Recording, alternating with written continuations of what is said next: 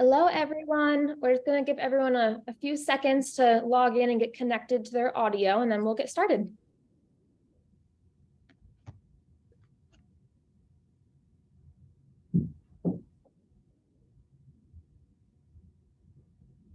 Okay, well, good afternoon, and thank you so much for joining us today for this afternoon's Timely Topics. My name is Michaela Hartle, the Engagement and Outreach Coordinator at GCEI, and I'm super excited to have Jeff and Carly with us here today. I met both of them at the GCEC conference last fall in Vegas, and I am looking forward to having them share their knowledge about the entrepreneurial mindset of public speaking. So Carly and Jeff, the floor is yours. Awesome. Thank you very much. Well, good afternoon, first off, everybody. And thank you, Michaela and University of Connecticut for hosting us today for the Timely Topics. We're really excited to share with you about the entrepreneurial mindset of public speaking, share a little bit about kind of who we are, and a little bit about kind of our business and how we support those who are on this journey of public speaking or as entrepreneurs. And so thank you again for coming out today. We really appreciate it. And I'm going to turn it over to Carly. Awesome. Well, we are so excited. And if you can't tell by our accents, we're both from Kentucky. So we definitely don't talk like we're from Connecticut, but we are just as thrilled to be here with you all. And so I'm Carly Middleton. I teach public speaking and business communication at Butler University in Indianapolis. And so when I met Jeff and started learning more about entrepreneurship, I was seeing all of these connections between public speaking and entrepreneurship. And so Jeff and I have done a lot of research on this topic, and then that led us to even opening our business Enpower Now earlier this month. And so I hope you didn't come to the public speaking workshop and think that you wouldn't have to engage in a little bit of public speaking yourself, right? So I have one quick question for you, the only one that I have. I want to know, as a public speaking instructor myself, I'm always collecting data. What is the scariest thing to you about public speaking? What absolutely just terrifies you about public speaking? If we could get some people to unmute and share, I would love to hear some responses.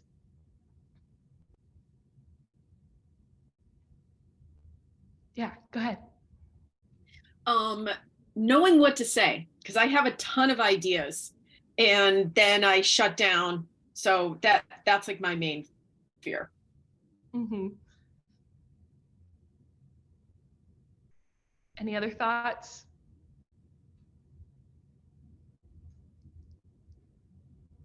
I've got one. Yeah, Megan. My face, I usually my voice starts to quiver a bit, and I know you can't do anything about my face turning red, but the quivering voice, yeah.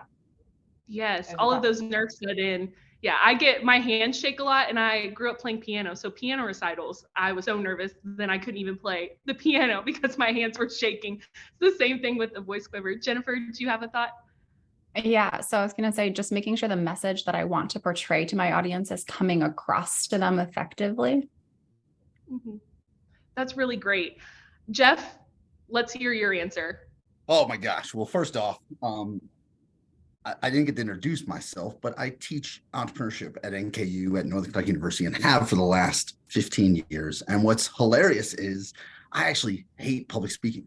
I still have a passion for it, or a fear of it, and anxiety. I know it's important, but it's one of those where my fear comes from I hear it a lot from my students, but it's like the eyes on me, right? Like I'm somebody who doesn't necessarily want that attention or that sort of spotlight. I love sharing a message. I love talking one-on-one with people, but you get me in that large room, and especially when the room gets even bigger, unless it's so big that I can't even see faces, then I'm like, all right, I'm just talking to a wall. But it's those eyes focused on me that get me. Yeah. It's funny because I have the opposite problem. My biggest fear when it comes to public speaking is stage lights. And so anytime I have to present and there's light shining so bright that I can't see anybody in the crowd, it's like I'm speaking into an abyss, and it's just really weird. And so I am a communication scholar. Talking with people, engaging with people is how I work best. And so all of those answers are wonderful. Thank you so much for sharing. And so some of those things that you mentioned are things that are within our control, like focusing on a really great message. How do we connect with our audience? And then some of those things just come down to the environment that we're in and things that we don't have as much control over. And so how we're going to frame today's presentation is obviously focusing on the things that we can control. But we also want to prepare you for thinking about how to pitch, but not necessarily the pitch deck. We know that there is a ton of research, scholarship, and even past timely topics presentations on pitching that are wonderful, but so little research is done on how do we just prepare for the mindset of public speaking, which is what Jeff and I will be sharing today. So managing nerves is incredibly important, and there's tons of tips for being able to do so. Reframing is one of those tips where you focus on the opportunity that you have and how you get to connect with an audience instead of having some of those self-centered tendencies of, will my voice quiver? Oh my gosh, everybody is staring at me. What if I mess up? All of those things can be fears, but when we focus on those, it overrides our purpose for speaking in the first place. There's positive self-talk where, of course, you give those encouraging words before you present. Visualization where you think about the success that you're going to have, picture yourself walking up on a stage, giving an excellent presentation, and going through that mental picture of success can really help us in the long run. And some deep breaths, those are always great to throw in there too. And so all of those tips I work with students and clients on in the first parts of developing their pitch. But I would be doing all of them a disservice if that's all that I taught them. If I just said, let's just manage your nerves and get out there, you got it. That doesn't build the confidence needed to truly give an effective pitch. And so what Jeff and I are going to help connect today is that confidence is developed through knowing your material, but it's also through having a really strong entrepreneurial mindset. And because that is all of Jeff's specialty that he's taught for 15 years, he's going to lead the way in helping us connect those dots, but I'll interject with some points about public speaking along the way. Awesome. So when we think about this idea of entrepreneurial mindset, right? It's one of those, if you try and look up definitions, there's a lot of different terms, different traits that exhibit that, right? So we're not here to try and provide this sort of, this is exactly what it is. I will tell you today, you may have heard of Taylor's version. I'm going to give you Jeff's version today, right? So I'm going to focus down on just looking at 3 traits tied with the entrepreneurial mindset. We're going to look at really the most important ones that connect with this idea of public speaking and how we can prepare and position ourselves for success or even opportunities that come along with public speaking. And so those are the 3 that we're going to walk through 3. And we also want to think about first, as Carly mentioned, this idea of confidence, right? Confidence is really the critical element that we need to start with as we go through. And so these 3 elements that we're going to talk about with the entrepreneurial mindset are going to connect back to creating and providing confidence for you. And we're going to give you a few sort of tasks on some things that you can do and practice even today to start working on that. And then as Carly mentioned, she's going to provide you with some sort of tips and implementation when it comes to actually giving or presenting, right? Actually having public speaking moments or opportunities. And so you'll walk away with a few kind of tips and tricks, hopefully to help you, but really focusing around kind of these 3 areas. And so when we think about this idea of confidence, what I love is entrepreneurship is a contact sport, right? I teach entrepreneurship and I tell students they have to engage in it, right? So when it comes to our classroom activities, it's not just learning in a textbook or just listening to me lecture. What they're doing in the class is actually living it, whether that be through different activities or assignments that challenge them to live it or understand it, or actually going out and doing something, right? To actually actively participate in that. And that can be at starting their own company, or it also could be in just applying that thinking or that approach to their job. And so when we think about public speaking, it's also a contact sport, right? We have to engage in it, right? We can't sit on the sideline. We can't just hope to be a spectator in the arena and hope that those moments or some opportunity is going to come along. We have to realize that just like entrepreneurship, we have to take that step on the field, right? We have to actively engage in that process. And public speaking is the same way. For somebody who feared it all through college, I regret that I didn't take many of those opportunities and actually step up and speak. And now I'm grateful that at least I realize I have the confidence that I can do it. I may not be great at it, so I apologize to all of you listening today, right? I might make a few mistakes. I stumble, I bumble, I move my hands, right? I'm aware of that. But I know that I have the confidence because I have this moment, right? I have a chance. I have an experience. If I just sat on the sideline, I wouldn't have a chance to share what I've learned or my opinion or my thought or how I could help somebody else. And so I have to seize that moment. And so in entrepreneurship and public speaking, we have to seize those moments. When you get those opportunities, do not let those pass you by. The other that we have to think about is that entrepreneurs have an amazing ability to influence others through their words and through their speaking skills. right? How they can communicate an idea that they have, how they can influence somebody to realize that the problem they're experiencing, my business, my idea, my solution could help solve that problem for you, right? Or introducing a partner or an investor, whatever that looks like, but you have amazing command of that. The other is that you deserve this moment. And that's one of those things that we have to realize is you've done that work as an entrepreneur. You've put in that research. You've understood your business. You've created a prototype, or you've established this service that you've created. You've done all that. This is your business. This is your chance to share that. And so again, don't forget that you've earned that moment. And so don't miss out on those moments or opportunities that come along. Have the confidence to know that you've done the work. You're prepared. Now it's time to share, right? Own that moment, own that stage, right? And so that's what we're really going to be looking at when it comes to confidence. All right, so I mentioned we're going to talk about 3 traits today. So the 3 that we're going to talk you through deal with reframing, creativity, and the idea of opportunity recognition. And so we're going to talk through those 3. And as Carly mentioned, after I kind of talk you through a little bit about those and think about that kind of from an entrepreneurial perspective, and then also about giving kind of a task that you can apply to your day, and you can even integrate some of these today, and I hope you do, then Carly's going to mention a little bit about some of that implementation and sort of mindset when it comes to then applying that to public speaking.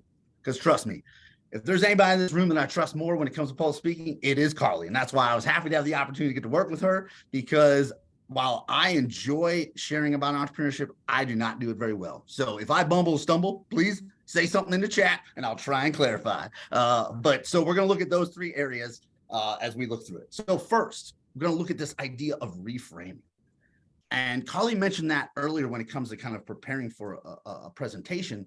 But what I love about reframing when it comes to entrepreneurship, and those of you who are involved in entrepreneurship or creativity or deal in that arena, what I love is that reframing is a chance to actually see our world from a different perspective, right? To force us to kind of put ourselves in another person's shoes, right? To realize what something else feels like or how something is. And so when we think about this idea of reframing, right, we also want to think about how we're connecting with our audience, right? Who is that audience?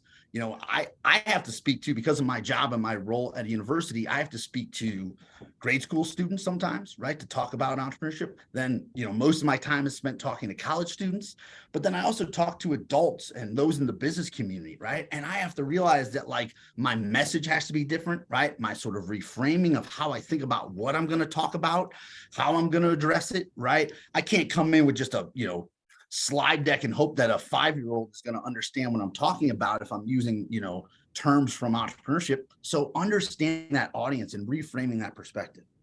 And so when we think about this, what's nice about when we do change our perspective is it also allows us, and we reframe things, it also allows us to actually reinforce the very thing that we're believing in or trying to present. Right? As a business owner, if I am sort of sometimes maybe anxious or uneasy about my business, right? Or is this going to work? Or a customer's going to like this, right? By going out and talking to customers, I learn their perspective. Is this something that matters to them? Is this something that resonates? Is this helping them on that journey so that I know I'm doing something that matters? I can have that confidence because I've reframed and not just internalized everything and thought, oh, is this something I need or something I think is great? But actually, is this something that is helping someone else? Is this helping my customer? And so reframing that perspective. And through that thought process too, it also makes us better entrepreneurs and public speakers, right? To own that moment and that stage with the mindset that it's not just all about you. Right? When you have that stage, realizing that you're sharing a message with others. And so how can you connect it with them? So today's task when it comes to reframing for you all, right? And again, I'm not going to ask you to take notes, right? This is not class time. But if you want to jot these down or at least think about something you can do today, over the next couple of days, over this week, right? Or start to integrate into your sort of daily routine, is I would challenge you all to sort of reframe some aspect of your day. And what I love is it can be as simple as, you know, those of you who are at work or at office or, you know, heading out to go to a grocery store later or pick up kids or whatever tasks you have today. It can be as simple as taking a different route, right? If you always go the same road, all you're ever going to see are the same buildings, right? Same things, same signs. By taking another road, it might open you to new perspectives, new ideas, understand something. You might notice something you never saw before. It also might make you a little uncomfortable. But as we know in entrepreneurship, right, we have to start to become comfortable with the uncomfortable, right? It may be a new road. Thankfully, most of you probably have a GPS that can take you right where you need to, right? If you happen to get lost, but you also have that opportunity to sort of explore, right? And see the world from a different perspective by just challenging that. You also might go try some new food, go to a new restaurant, right? That you haven't been. If you're a business owner, I would challenge you to even try to be a customer at your own business, right? So you can see what it's like. If you own a restaurant, go sit down, see what the table service is like when somebody greets you and meets you. How quick do they come? What's the food like? Is it warm? How do they set up? How do they meet you? Understanding that perspective and changing. And if you're looking to start a business, a great way to gain a different perspective is go explore your competition. Go see what they're doing. Gain a perspective and an insight as far as how they do things.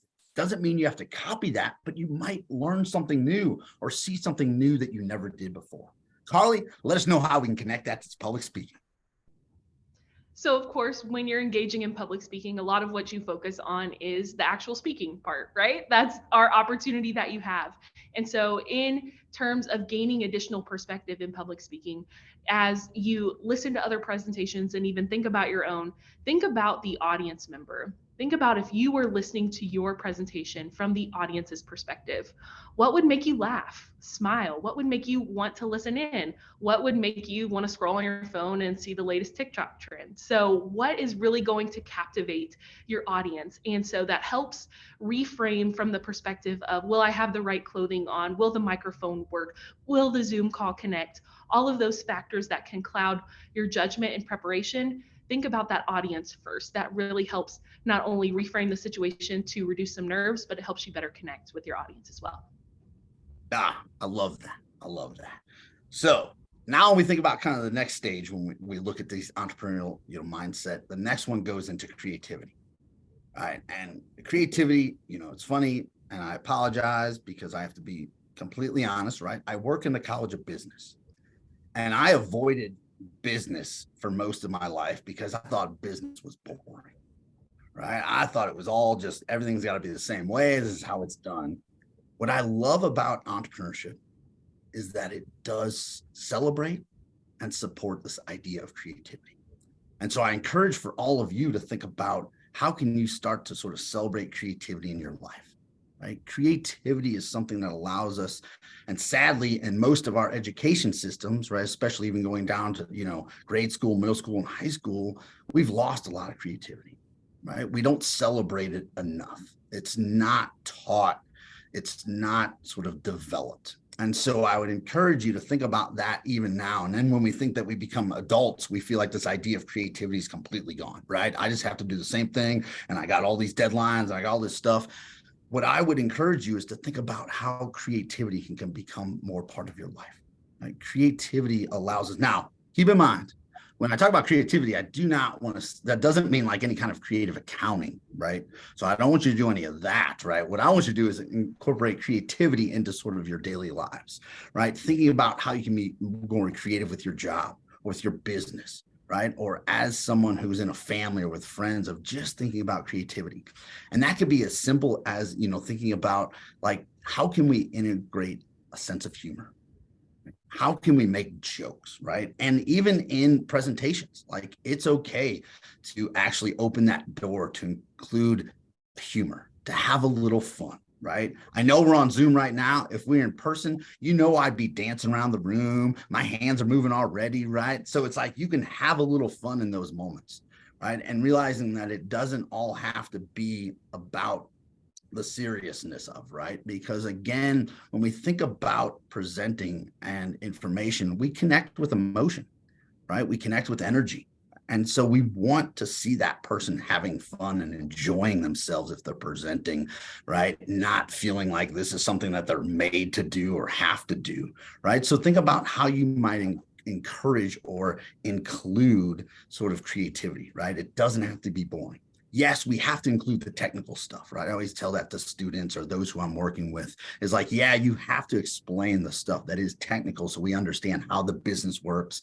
Is this business, feasible? Is it desirable? Is it viable? We need to know that. But it doesn't mean that that has to eliminate the fact that humor and fun have to be completely taken out of that equation.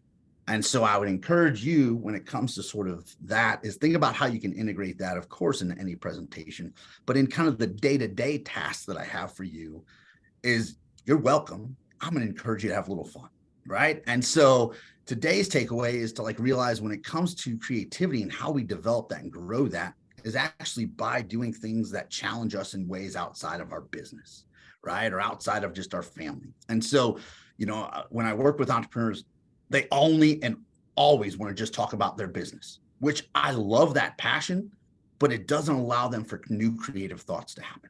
So my challenge and task for you all today is to maybe thinking about how can you incorporate creativity into your day.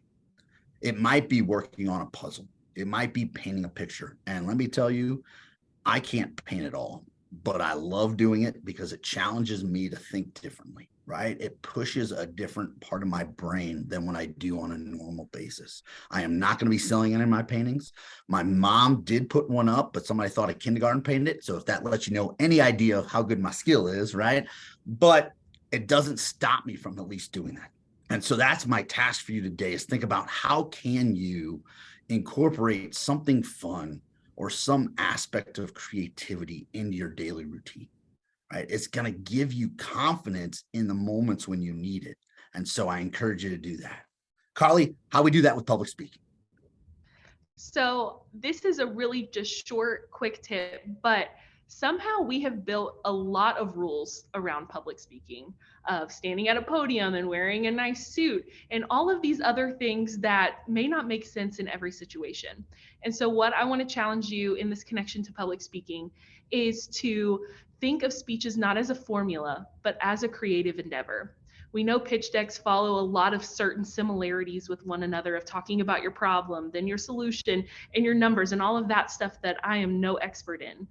But in order for us to be able to connect with an audience, we have to see problems from a creative way. And so I see a lot of textbooks that come across my desk of people who want to give all of these rules to public speaking. And in my classes, and as Jeff and I work with clients as pitch coaches, we don't use a single one because those things don't tell us about how we can help grow a business, how we can solve a problem. So look at those rules, examine those. Some of those are good and helpful in situations, but be critical when it comes to those things. I love that. Thank you very much. That's awesome. Yeah. So again, some good thoughts on how to integrate that into your sort of public speaking moments. All right. Our third and final, of this idea of cultivating confidence. And when we think about the entrepreneurial mindset and public speaking is this idea of opportunity recognition. Right? One of our favorites, right? Carly and I realize that opportunity recognition is something where we have to be more mindful ourselves of things that come up, right? Situations or occurrences. I can tell you when I first met Carly, I am grateful that I recognized the opportunity to actually reach out and start talking to her. We were actually at a summer program working with high school students for entrepreneurship, and there was a large staff of people, right? Where our focus was really on those students, but taking the chance and the opportunity to talk to each other led us to realize that we have two passions that can work well together to help support those who are on a journey as entrepreneurs who need and have that important and have to have that important skill of public speaking. And so working together, we're able to help foster others to have those moments to realize they have that business, that idea to move that passion forward. And so recognizing that opportunity is awesome. And so most of us miss opportunities all around us. Right? It might be a situation, and especially we miss it when we have a fear of public speaking. And so my, sort of ask is think about when you have moments to share or talk that you do, right? Because we usually miss those moments, those opportunities. The obvious ones for any entrepreneur, of course, is any kind of investor presentation, right? Those are moments and opportunities that happen that are pretty obvious. Or if you're about to compete in a pitch competition, right? Knowing that you have to prepare and give that speech or that presentation, those are the obvious ones, right? And some entrepreneurs avoid those because they're scared to present, but some go after that, and that's wonderful opportunity recognition. But what we want to talk about today is thinking about opportunity recognition on a daily scale, right? Thinking about that idea of how do you recognize opportunities or moments when you might pass or interact with a customer, or you might be at a networking event and there might be someone there who could help your business, right? Or connect you with someone else. And you won't know that if you don't take that first step to actually reach out and talk to them. And so part of confidence of public speaking isn't always about having that podium or that stage, but actually about just being confident enough to know to approach people, right? To share your message, to talk about yourself, to talk about your business, but also to learn about them and to see what kind of connections or relationship that might develop into through opportunity recognition. And so that's kind of the challenge or push today, is thinking about how you can start to connect, to share those moments and have that. Because public speaking really is an opportunity. We don't want it to be an unknown, right? We want it to be where, yes, it can be those defined moments that we recognize and see that are on a stage, but it's also about being confident in public speaking in moments when you pass somebody in the hallway, right? Or as you might know the term, elevator pitch, right? Which those nowadays become so scripted, they really are just mini presentations. But it's how do you make sure that you don't miss a moment when you might have that elevator experience with someone and you might just be on your phone during that time instead of actually saying hi or connecting with them. And so that's my challenge for the final task for you all for opportunity recognition. Is my challenge is to make sure that you talk to somebody new. It can be at your office, maybe somebody you don't talk to that often, right? Find a chance to, if it's, at lunch, or grab a coffee, or it could be when you're at your next event, if you're an entrepreneur or business owner, to actually make sure that you're reaching out and talking to people. Or if you're someone who is very shy, that's your challenge for today, is maybe just say hi to somebody at the grocery store, right? Or start that process of just starting to realize that those opportunities can happen all around us and getting more confident in those moments. Carly, how do we do that with public speaking? Well, my connection is more of a pat on the back because you guys just completed opportunity recognition by coming to our presentation today.